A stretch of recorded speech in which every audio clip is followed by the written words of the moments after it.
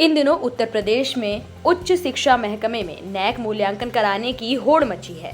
विश्वविद्यालय ही नहीं, महाविद्यालय भी नैक मूल्यांकन कराने के लिए हाथ पैर मारते देखे जा सकते हैं। वजह साफ है, विश्वविद्यालय अनुदान आयोग की टीम की मेहरबानी।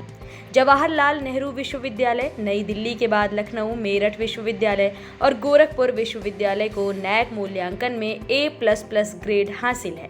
विश्वविद्यालय अनुदान आयोग ने चारों विश्वविद्यालयों को बराबरी का दर्जा दिया है।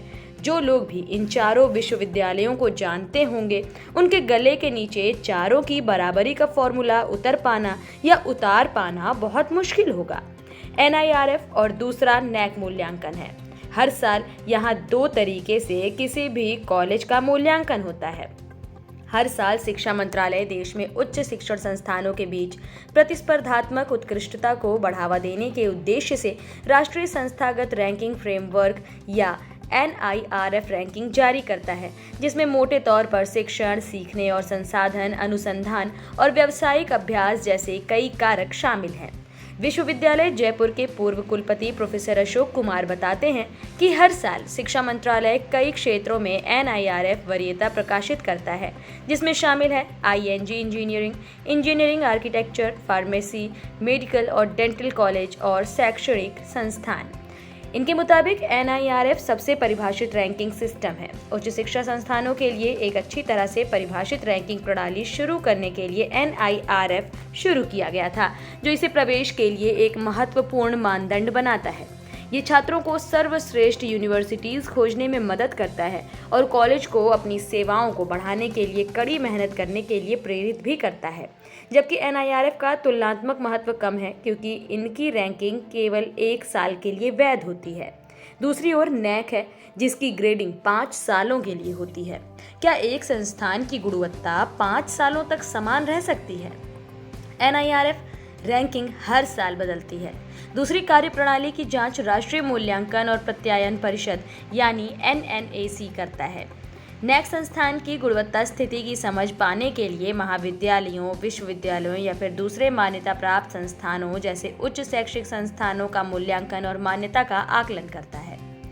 नैक का मुख्य उद्देश्य गुणवत्ता उच्च शैक्षिक संस्थानों का मूल्यांकन को परिभाषित तत्व बनाना है। नैक की मूल्यांकन गुणवत्ता मानकों के मुताबिक देखने के लिए किया जाता है। ये शैक्षिक प्रक्रियाओं का प्रदर्शन और परिणाम, पाठ्यक्रम का कवरेज, शिक्षण और सीखने की प्रक्रिया, संकाय और शिक्षक, अनुसंधान और विकास, बुनियादी ढांचा, संगठन, शासन, सीखने के संसाधन, वित्तीय स्थिति और छात्रों को प्रदान की जाने वाली चीजों से है। इसके अलावा नैक प्रत्यायन के कई फायदे हैं। नैक प्रत्यायन संस्थान के शिक्षा, अनुसंधान, संकाय, बुनियादी ढांचे को काफ़ी ज़्यादा बढ़ावा देता है और पहचान करता है। साथ ही साथ छात्रों को ये विश्वास दिलाता है कि वो एक अच्छे संस्थान को चूज़ कर रहे हैं।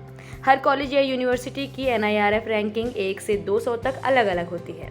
आप कह सकते हैं कि नैक मान्यता और विश्वविद्यालय रैंकिंग NIRF के मानदंड अलग अलग हैं। नैक में 7 पैरामीटर हैं, लेकिन NIRF में 5 पैरामीटर हैं। इसलिए इन दो संगठनों के मूल्यांकन की तुलना नहीं करनी चाहिए। लेकिन सवाल ये है कि ऐसे संस्थान जहां नैक ग्रेड A++ है, लेकिन शैक्षिक संस्थानों की रैंकिंग में पहले 100 शैक्षणिक संस्थानों में कोई स्थान नहीं है। और इसी तरह कुछ यूनिवर्सिटीज़ हैं जो NIRF में 10 पदों पर हैं, लेकिन उनके पास नैक की ग्रेडिंग नहीं है। कोई वास्तव में भ्रमित हो सकता है कि हम इन उदाहरणों से क्या कंक्लूजन निकालें। किसी भी संस्थान को अगर 4 अंकों के पैरामीटर में 3.91 या फिर 3 से ज़्यादा अंक प्राप्त होते हैं, तब ये माना जाता है कि वो संस्थान सभी दृष्टिकोण से परिपक्व है। तो विश्व स्तरीय वरीयता क्यों नहीं मिलती?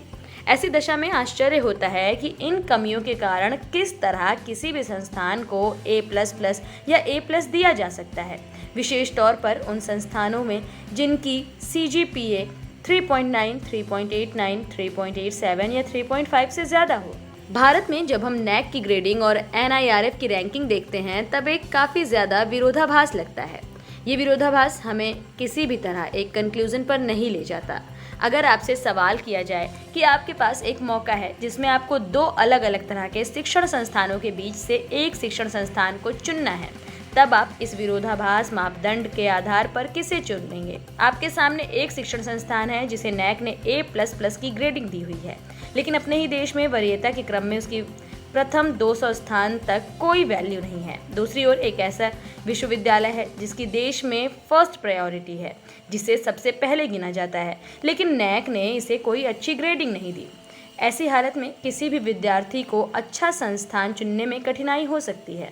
इसलिए गंभीर रूप से सोचना चाहिए कि क्या देश में किसी भी शिक्षण संस्थान की गुणवत्ता दो तरह से होनी चाहिए, या फिर एक ही व्यवस्था के हिसाब से ग्रेडिंग या फिर रैंकिंग मिलनी चाहिए, ताकि आने वाले स्टूडेंट्स को किसी भी तरह का ना कोई भ्रम हो, ना ही कोई समस्या।